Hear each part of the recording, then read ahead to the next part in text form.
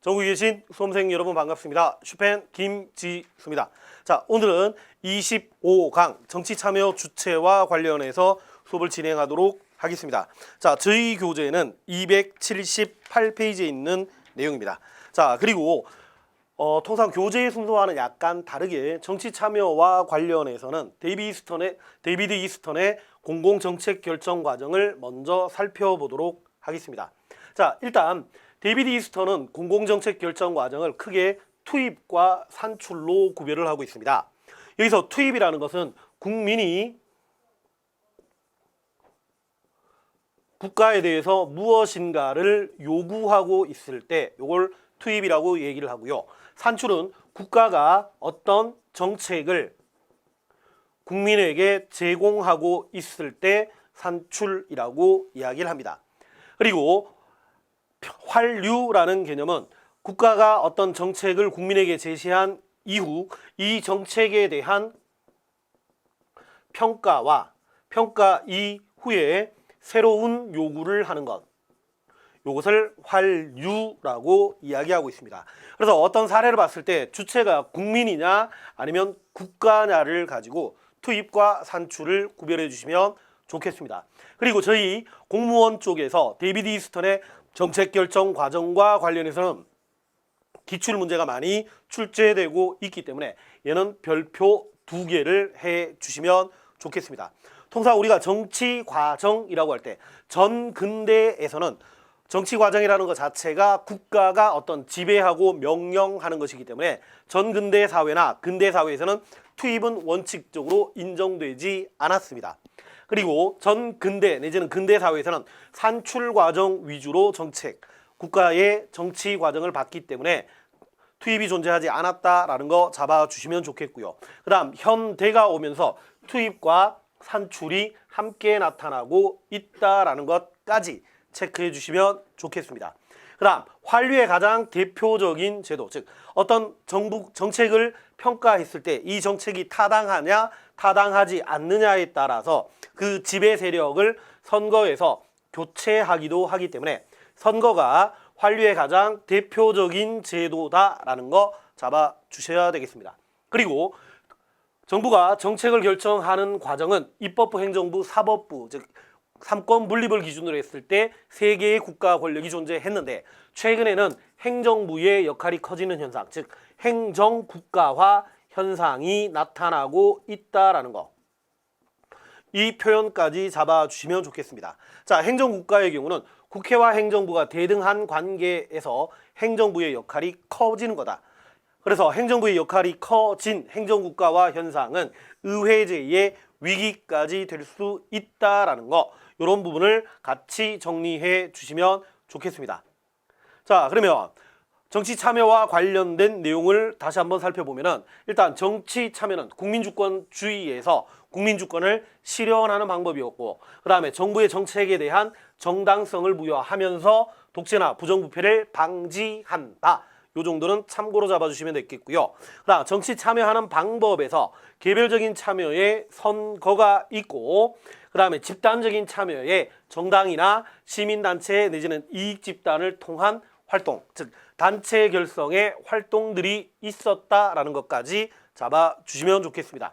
그리고 언론 출판 집회 결사의 자유를 보장하는 것도 기본적으로 정치적 의견 표현의 자유를 보장하기 위한 것이니까 이것도 역시 정치 참여와 관련되어 있다라는 것.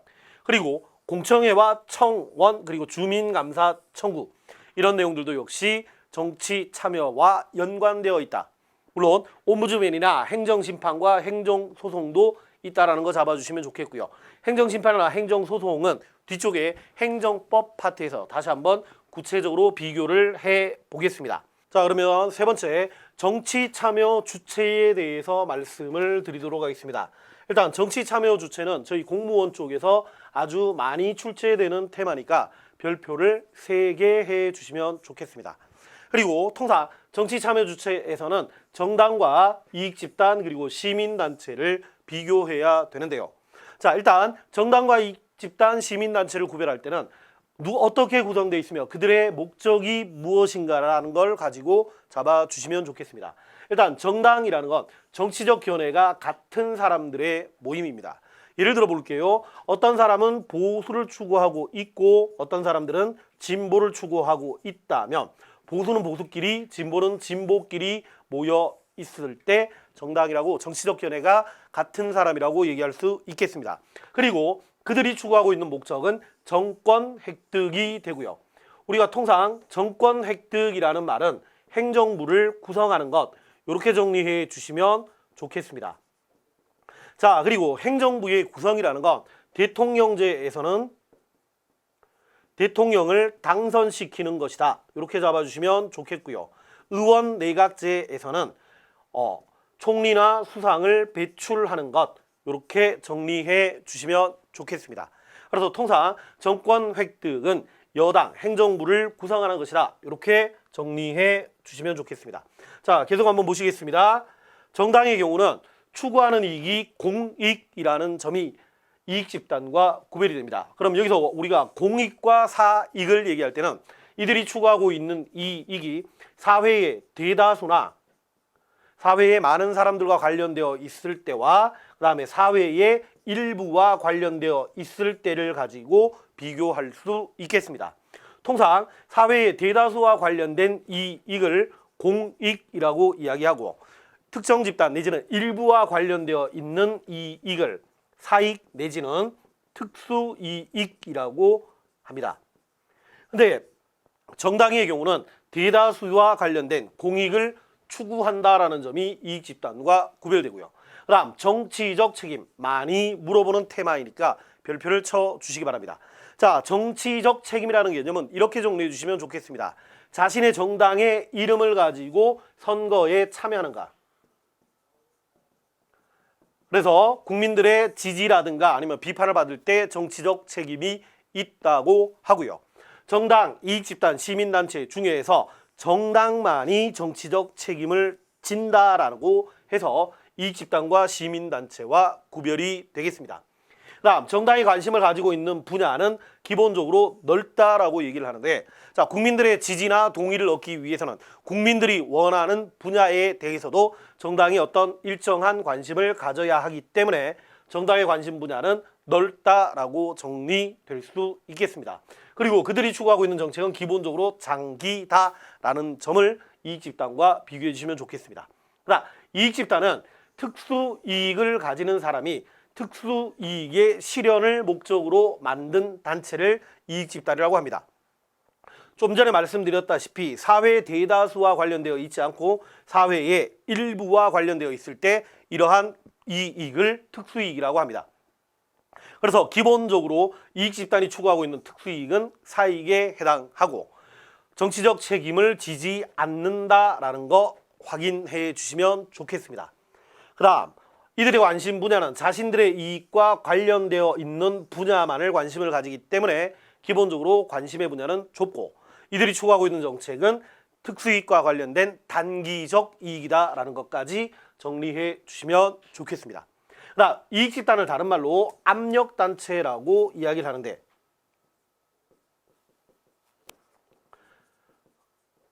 자, 여기서 압력단체라는 개념은 정부의 정책 결정에 영향을 주는 단체다라고 잡아주시면 좋겠습니다. 그리고 이익집단의 경우는 정당과 달리 현대에 등장하게 됐다라는 내용까지 이걸 같이 정리해 주시면 좋겠습니다. 그러나 시민단체라는 건 공익을 실현하기 위한 시민들의 자발적 모임을 시민단체라고 합니다. 물론 이익집단과 마찬가지로 현대에서 등장하게 됐고요. 그 다음에 시민단체도 넓은 의미에서 압력단체의 역할을 하고 있다라는 것까지 연결해 주시면 좋겠습니다. 그리고 시민단체가 추구하고 있는 이익은 사회 대다수의 이익과 관련되어 있어서 이들의 이익을 공익이라고 하고 시민단체는 정치적 책임이 없다라는 점이 정당과 구별이 되고 있습니다. 그 다음 시민단체가 가지고 있는 관심은 이익집단보다는 넓고 그 다음에 그들이 추구하고 있는 정책은 이익집단보다는 장기라는 걸 정리해 주시면 좋겠습니다.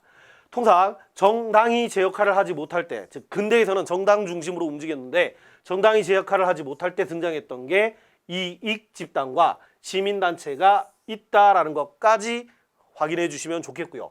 이익집단과 시민단체의 등장으로 사회가 다원화되고 있다라는 내용까지 이렇게 정리해 주시면 좋겠습니다.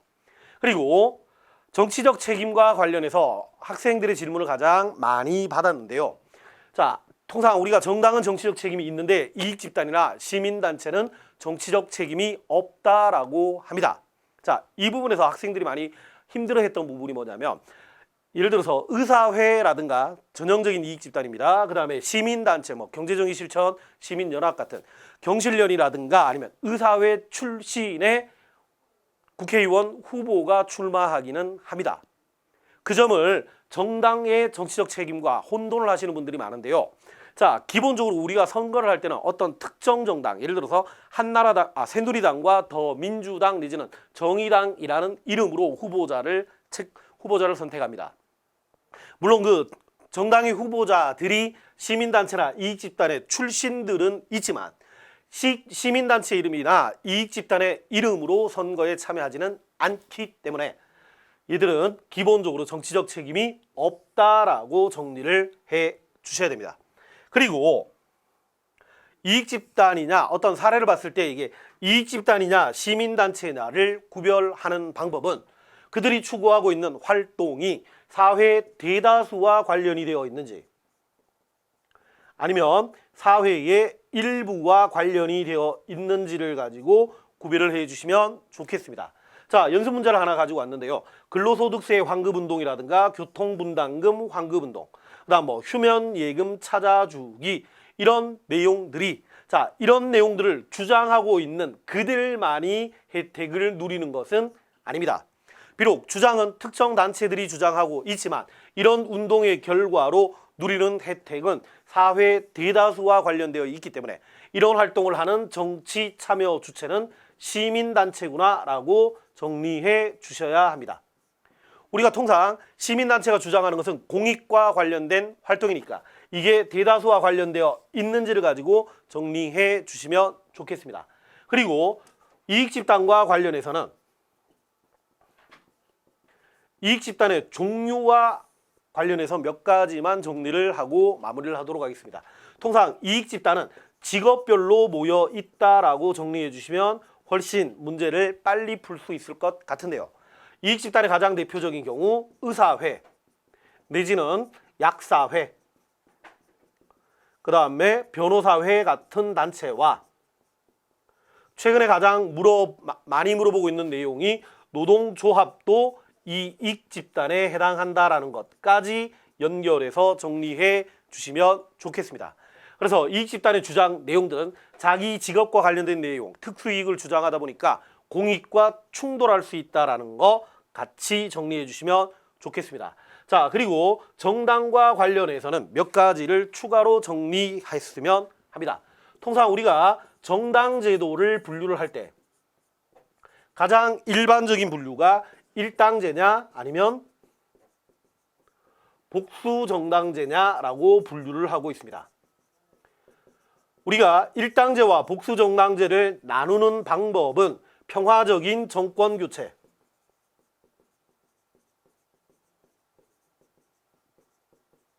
교체가 가능하냐 가능하지 않냐와 연결해서 정리를 하고요. 그 다음 통상 일당제라고 할 때는 그 나라에서 70% 이상을 특정 정당이 권력을 잡고 있다면 일당제라고 분류를 합니다. 그리고 일당제는 통상 그 나라에 있는 모든 정당이 아니라 실질적인 영향력을 행사하고 있는 정당. 다시 한번 말씀드리면 실질적 영향력 행사 유무에 의해서 일당제냐 아니면 복수정당제냐라고 분류를 하고 있습니다. 통상 북한의 경우는 형식적으로 여러 개의 정당이 있지만 북한의 노동당이 일당 독재를 하고 있다라고 해서 일당제라고 합니다. 즉 대다수의 당원들이 노동당 소속에 되어 있으니까 북한이 공산당인가요? 어쨌거나 우리나라가 아니라서 별로 관심이 없었는데 북한은 일당의 독재가 나타나고 있기 때문에 비록 정당의 숫자가 많이 있더라도 복수정당이라고 하지 않는다라는 것까지 잡아주시면 좋겠습니다. 그다음 또 하나 복수정당제는 다시 둘로 나누게 되는데 하나가 양당제가 있고요. 그다음 또 다른 하나를 다당제라고 이야기를 합니다. 그럼 양당제와 다당제를 분류할 때는 양당제의 경우는 두 정당의 합이 90% 가까이 되고요. 어느 정당도 60% 이상을 확보하지 못하고 있다면 양당제라고 이야기합니다. 그리고 다당제의 경우는 어느 정당도 과반수를 차지하지 못하고 있을 때 다당제라고 정리를 하고 있습니다. 그러면 양당제의 특징과 다당제의 특징에 대해서 다시 한번 확인을 해 보도록 하겠습니다. 일단 양당제에서 가장 많이 나오는 표현이 정권 교체가 가능하다라는 거. 요거 하나 잡아주시면 되고요. 다당제에서는 정당 간의 연합이 나타나게 된다. 이런 표현들이 다당제를 표현하는 가장 대표적인 표현이 되겠습니다. 그리고 양당제가 가지고 있는 가장 큰 장점은 거대 정당 중심으로 국가가 운영되기 때문에 기본적으로 전국이 안정된다라는 것. 이거 하나 잡아주셔야 되고요.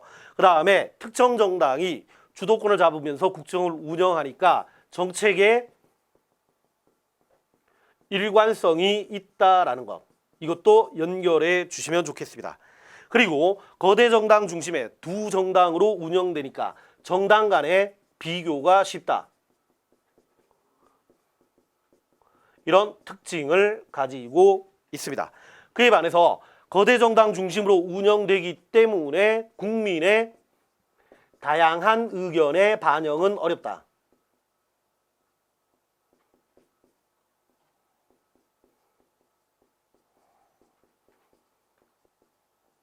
이걸 잡아주셔야 되고요. 다수당의 횡포가 나타날 수 있다라는 것. 그리고 정당 간의 대립이 있을 때는 중재가 곤란하다라는 것. 이런 부분까지 연결해 주시면 좋겠습니다. 이에 비해서 다당제가 가지고 있는 가장 큰 장점은 국민의 다양한 의견이 반영된다라는 것. 즉 다양한 의견의 반영은 다른 말로 소수의 의견이 존중되고 있다라는 걸로 정리가 될 수 있겠습니다. 그 다음에 또 하나 정당 간의 대립이 있을 때는 중재가 쉽다라는 장점을 가지고 있고요. 이들은 군소정당의 난립의 경우 전국이 불안정해진다라는 단점을 가지고 있습니다. 그리고 정당 간의 정책 연합으로 인해서 정당에 대한 책임 소재가 불분명하다라는 거. 불분명하다라는 문제점이 있고요. 그 다음에 어느 정당도 과반수를 차지하지 못했기 때문에 강력한 정책을 추진하기엔 곤란하다라는 단점이 있다라는 것까지 연결해서 정리해 주시면 좋겠습니다. 자, 이렇게 해서 기본적으로 정당과 이익집단, 시민단체와 관련되는 내용을 봤고요. 그 다음 저희 교재의 278페이지의 내용을 살펴보도록 하겠습니다. 일단 정당이 가지고 있는 기능 중에서 정치 사회화 기능, 즉 정치와 관련된 내용을 학습하는 역할을 담당하고 있다. 요거 하나 잡아주셔야 되고요. 그다음 여론의 형성이나 조직화, 그다음 정치 충원, 정부 견제에 대한 비판 등이 있다 정도만 확인을 해봐 주십시오. 유형은 좀 전에 말씀드렸던 그대로 가시면 되고요. 우리나라 정당 정치의 문제점은 참고사항입니다. 수명이 짧다라는 것과 인물과 지역 중심이라는 것. 그 다음에 정당의 과도화나 관료제가 나타나고 있다라는 정도만 확인을 해주시면 좋겠습니다. 그다음 이익집단과 관련해서는 순기능과 역기능을 재시문해서 좀 더 살펴봐 주시면 좋겠고요. 그다음 제가 지금 이 화이트보드를 이쪽으로 넘겨온 이유가 시민단체와 관련되는 기본적인 개념을 말씀드리고 싶었기 때문입니다. 얘는 반드시 확인을 해주셔야 되는데 일단 공익을 추구한다라는 점에서 공익성을 가지고 있다라는 거 하나. 그 다음에 시민들의 자발적인 모임이니까 자발성이 있다라는 거 챙겨주셔야 되고요. 그다음 실제 문제를 풀 때는 비영리성 유무를 가지고 판단할 수 있습니다. 즉 시민단체라는 것은 영리를 추구하기 위해서는 안 된다라는 거. 요거 하나 잡아주셔야 되고요. 비정부성이라는 얘기는 시민단체의 경우 정부의 영향력 하에 있어서는 안 된다라는 것도 챙겨주시면 되겠습니다. 자, 계속해서 하나만 더 추가하겠습니다. 비권력성을 잡아주셔야 되는데요. 비권력성이라는 개념은 시민단체의 경우는 정권 획득을 목적으로 하지 않는다. 이걸 비권력성이라고 이야기를 하고 있습니다. 시민단체의 개념은 사례, 문제를 풀 때 필요한 내용이니까 반드시 정리해봐 주시면 좋겠고요. 순기능과 역기능이 있다 정도만 확인을 해 주시면 좋겠습니다. 자, 그 다음에 정치 참여 방법 중에서 여론과 관련되는 내용을 살펴보겠습니다. 통상 우리가 여론이라는 거 어떤 정책이라든가 정부에 대한 국민들 대다수가 가지고 있는 의견을 여론이라고 합니다. 그리고 오늘날의 국가는 민주주의 국가이기 때문에 민주주의 국가에서는 국민 다수의 의견에 따른, 즉 여론에 따른 정치가 강조되고 있다라는 거 잡아주시면 좋겠습니다. 그래서 여론은 정책 결정을 영향을 끼치기 때문에 정책 결정의 방향을 제시하거나 정책을 변경시키는 역할도 하고 있다라는 거, 요걸 살펴봐 주시면 좋겠습니다. 그리고 제가 별도로 준비한 프린트가 하나가 있는데 여론과 관련해서는 이 여론이 합의형이냐 아니면 분산형이냐라는 걸 잡아 주셔야 됩니다. 자, 특정 사안에 대해서 사회 대다수가 비슷한 생각을 가지고 있을 때 이것을 우리가 합의형 여론이라고 이야기를 하고요. 특정 사안에 대해서 대다수가 비슷한 생각을 가지고 있기 때문에 사회는 상대적으로 안정되어 있다라고 이야기를 합니다. 이에 반해서 어떤 특정 사안에 대해서 찬성이나 반대가 비슷한 세력을 가지고 있을 때 이것을 우리가 분산형 여론이라고 하며, 분산형 여론이 나타났다는 건 어떤 갈등이라든가 혼란이 많이 있다라는 것을 잡아주시면 좋겠습니다. 그 다음 여기서 또 주의하실 게 있습니다. 방금 이 사례의 경우는 대부분 찬성과 관련해서 하나의 의견들이 만들어져 있는데요. 자, 어떤 문제를 봤을 때 이 의견에 대해서 대다수가 반대쪽에 대다수의 의견이 모여 있고 찬성에 대해서는 의견이 거의 없다고 하더라도 여전히 이 여론은 합의형 여론이 된다는 거. 즉 찬성에 모여 있을 때만 합의형이 아니라 반대쪽으로 몰려 있더라도 합의형이 될 수 있다라는 걸 잡아주시면 좋겠습니다. 자, 여론 분포 모형은 합의형과 분산형 반드시 기억을 해 주셔야 되고요. 그 다음 여론을 형성하는 방식을 크게 상향식과 하향식으로 분류하고 있습니다. 자, 상향식이라는 말은 소수가 중심이 되어서 상향식이라는 건 이익집단이나 시민단체, 언론 등과 같이 비공식 참여자, 정치 참여자들이 중심이 돼서 여론을 형성할 때 이것을 상향식이라고 얘기를 하고요. 통상 국민이 국가에 대해서 요구를 하고 있는 것, 이것은 상향식 여론이라고 합니다. 그러나 하향식은 정부기관이나 정부의 관료 등과 같은 공식적 정치 참여자들이 주도하고 있는 여론을 하향식 여론이라고 하고요. 국가가 국민에게 내놓고 있는 정책들, 이런 것들을 하향식 여론이라고 하고 있습니다. 그 다음 대중매체와 관련되는 부분을 살펴보도록 하겠습니다. 통상 대중매체는 TV, 신문, 라디오, 잡지처럼 국민의 여론 형성에 영향을 주는 매체들을 대중매체라고 하고요. 대중매체가 가지고 있는 순기능과 역기능이 교재에 나와 있으니까 이 부분은 참고해 주시면 좋겠습니다. 자, 이쪽 대중매체는 정치보다는 사회문화 쪽에서 많이 다루어지고 있는 내용이니까 기본 교재에서는 그냥 가볍게 넘어가 주셔도 괜찮겠습니다. 그러나 정치 문화와 관련한 부분, 이 부분도 별도의 프린트가 하나 준비되어 있으니까 그 프린트를 보면서 말씀을 드리도록 하겠습니다. 통상 우리가 정치 문화를 이야기할 때는 향리형과 신민형과 참여형으로 분류를 하고 있습니다. 향리형이라는 건 시민들이 자신의 지역이나 부족 이외에 정치 공동체에 대한 인식 자체가 없는 상태를 향리형이라고 얘기합니다. 그래서 정치 공동체가 무엇인지를 모르기 때문에 산출이나 투입 자체가 존재하지 않고, 그래서 전문화된 정치적 역할이 존재하지 않을 때 향리형 정치 문화라고 이야기합니다. 그리고 향리형 정치 문화는 전근대적인 전통사회에서 가장 많이 나타났던 유형이 되겠습니다. 이에 비해서 신민형이라는 것, 정치 공동체에 대해 인식은 하고 있지만 투입은 존재하지 않고 산출 위주로 이루어지고 있을 때, 즉 투입에 대해서는 부정적인 반응이면서 산출에는 민감하다라는 표현이 나와 있으면 신민형이라고 잡아주시면 되겠습니다. 자, 그리고 신민형은 중앙집권적인 권위주의 사회에서 가장 많이 나타나는 형태고요.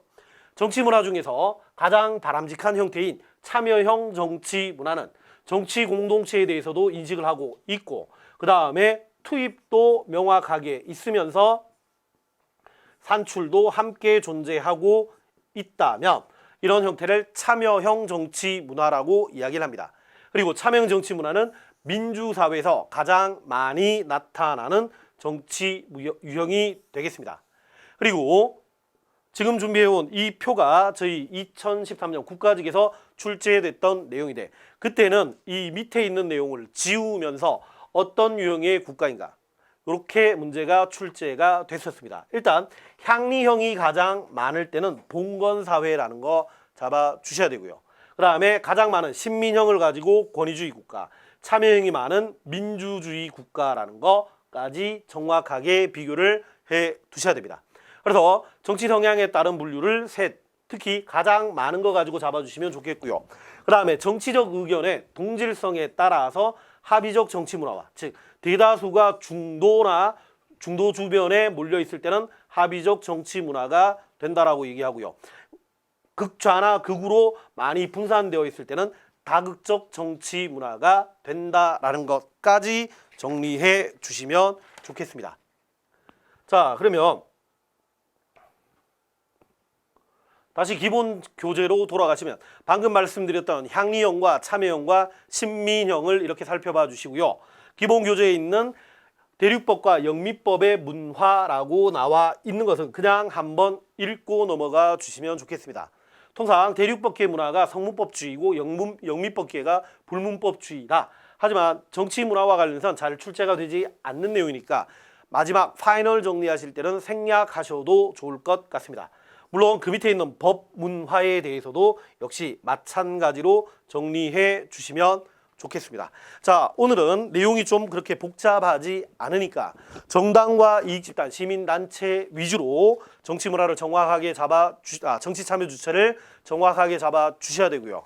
그 다음에 정치 문화에 대해서도 아주 비중 있게 출제가 되고 있으니까 정확하게 내용을 숙지해 주시기를 부탁드리겠습니다. 자, 그러면 다음 강의에서 다시 뵙도록 하겠습니다. 감사합니다.